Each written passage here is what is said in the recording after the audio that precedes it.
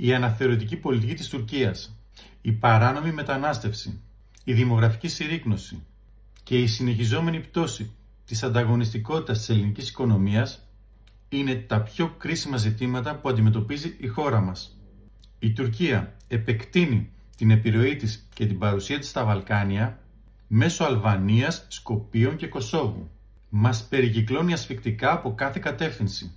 Η παράνομη μετανάστευση απειλεί τις κοινωνικές δομές και τις υποδομές της χώρας, αφού απουσιάζει μια συνεκτική πολιτική διαχείρισης, ένταξης ή επιστροφής των μεταναστών στη χώρα τους.